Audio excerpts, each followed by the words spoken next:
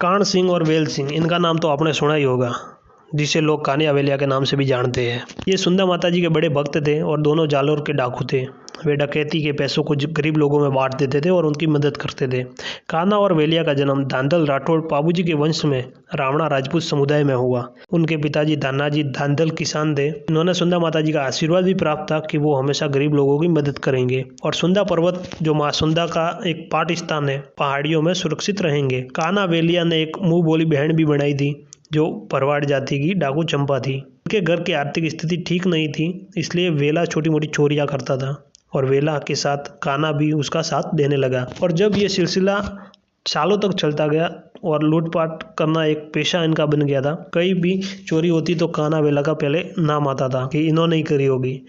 इसके चलते इनकी पहचान ठाकुरों से हो गई।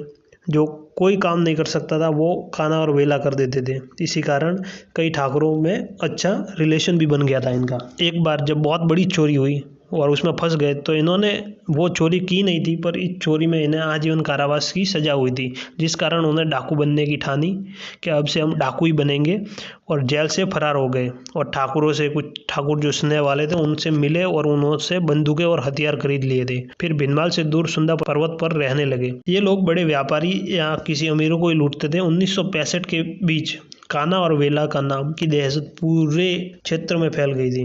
कई बड़े व्यापारियों ने अपना धंधा बंद कर लिया था। इन्होंने राजस्थान के साथ साथ गुजरात के कुछ गांवों में भी लूट करी थी और यहाँ आई चंपा डाकू भी इनके साथ शामिल हो गई थी, जिसको अपनी धर्म का बिंद बनाया था।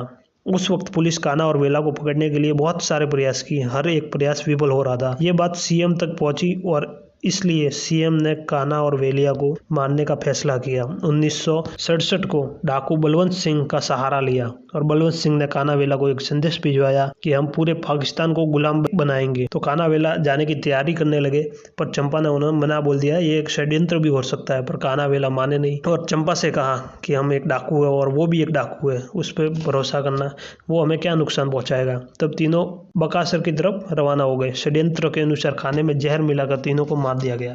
ऐसे हुआ था कान्हा वेलिया और डाकू चंपा का अंत।